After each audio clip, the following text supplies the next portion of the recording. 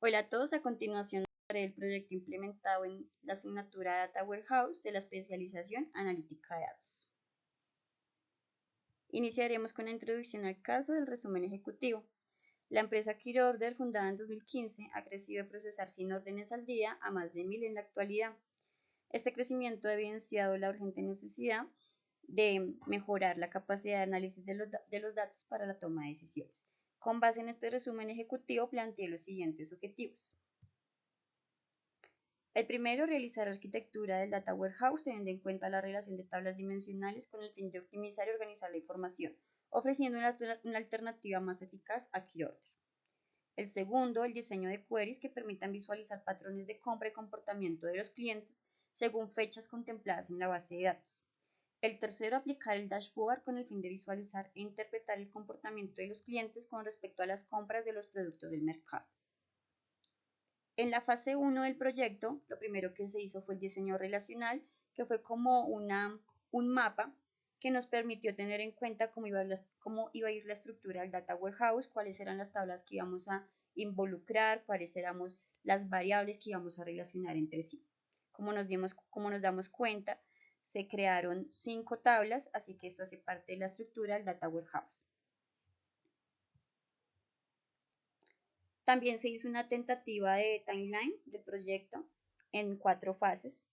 La primera de reconocimiento y análisis, la segunda de selección y diseño, la tercera de estimación y la cuarta de creación y desarrollo.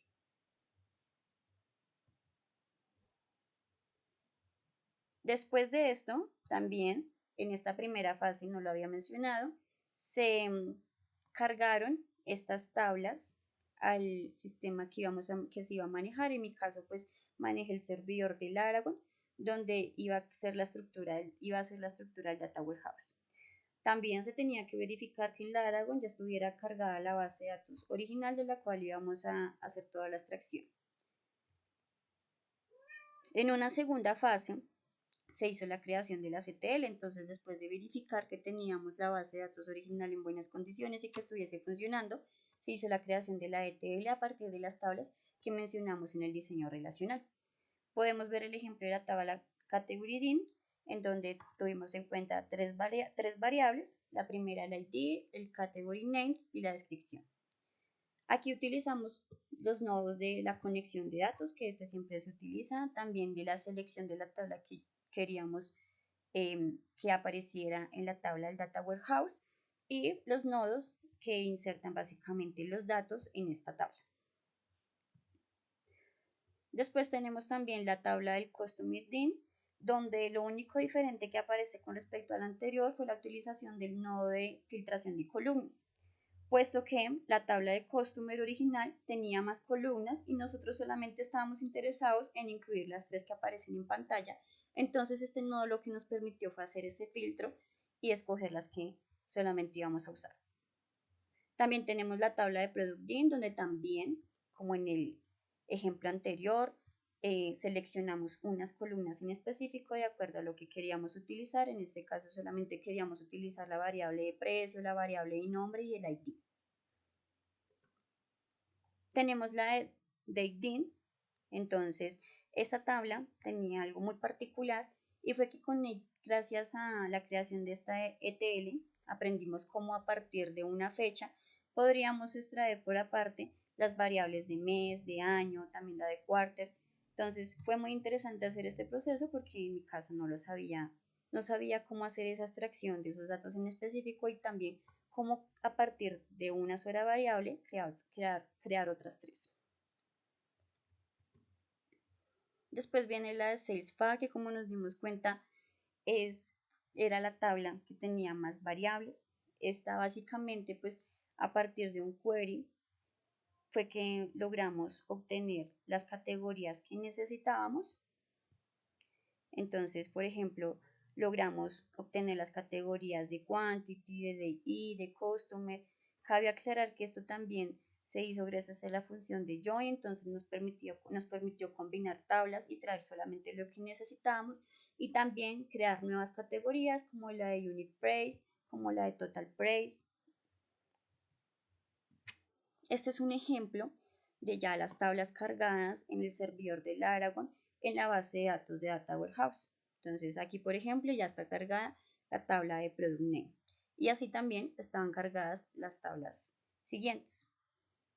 Después de hacer este cargue, esta creación de ETL, la carga de los datos, hicimos también se hizo un tentativo plan de ejecución, entonces donde ya se mencionaban como aspectos claves del proyecto, el nombre del proceso, la descripción, la fuente de datos, la frecuencia, la hora de inicio, etc. En una tercera fase ya pasábamos a la programación de vistas que nos iban a orientar a los objetivos del proyecto y también a atender la necesidad de la empresa. La primera vista fue los patrones de compra. Esta vista pues, nos permitió, digamos que segregar los clientes, los nombres de los clientes, categorizarlos de acuerdo a la frecuencia de compra, al producto que más compraban, el año en el que se dieron estas compras, el total de las mismas y el total de gastos. La vista número 2 apuntaba hacia la segmentación de los clientes. Aquí se ve cómo se dividen a los clientes en 3 niveles, en un nivel alto, medio y bajo. Esto de acuerdo al tiempo de vida del cliente, que pues también iba relacionado con la frecuencia de compra.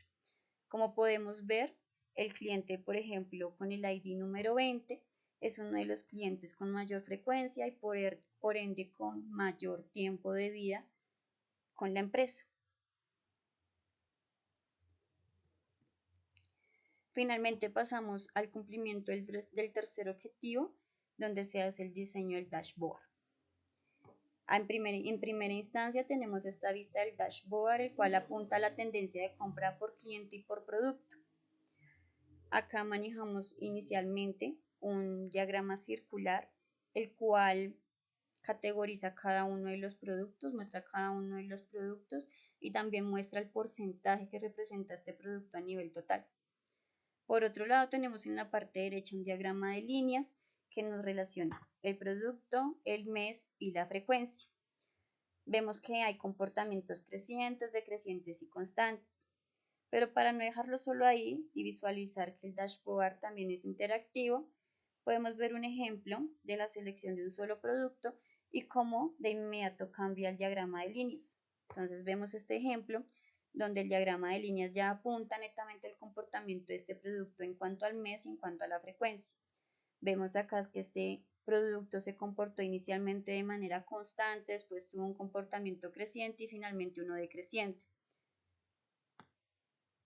Algo contrario a lo que pasa con este otro producto que también se destaca. Entonces este producto inicia con un comportamiento creciente, después pasa a tener un comportamiento decreciente, pero afortunadamente cierra con un comportamiento creciente en el último mes. Otra vista del dashboard es la vista que apunta a la segmentación de los clientes.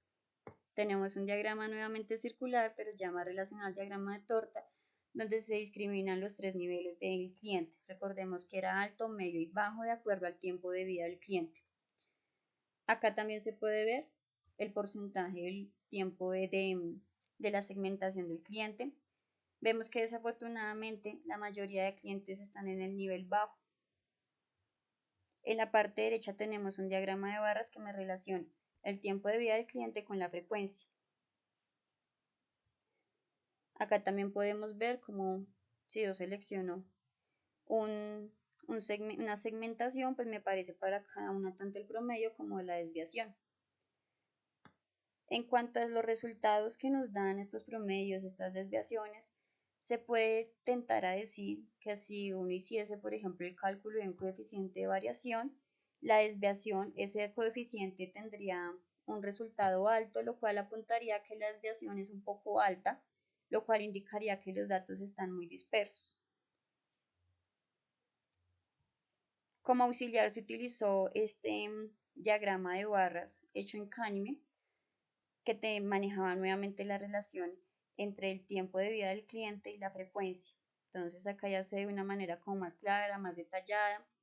Acá se puede observar que los tiempos de vida inferiores a 10.000 tenían como las frecuencias más altas, pero después de eso se ve un cambio muy notorio de manera negativa en cuanto a las frecuencias, entonces las frecuencias ya disminuyen de manera muy notoria. Teniendo en cuenta todo el proceso que se hizo, el cargue de los datos, la transformación de los mismos, la creación de las vistas y la visualización que nos ayudó a dar el dashboard, planteo la siguiente conclusión. La implementación del Data Warehouse permite mejorar en varios sentidos la situación de la empresa Quiroorder, ya que en primera instancia organiza los datos, lo cual hace más fácil el análisis de estos.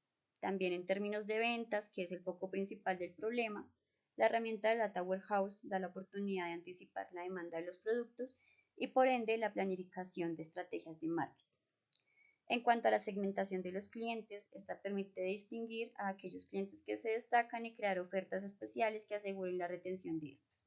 Bueno, esto va más orientado, quiero hacer la aclaración, a aquellos clientes que no tienen mucho tiempo de vida, digamos, en cuanto a su relación con la empresa.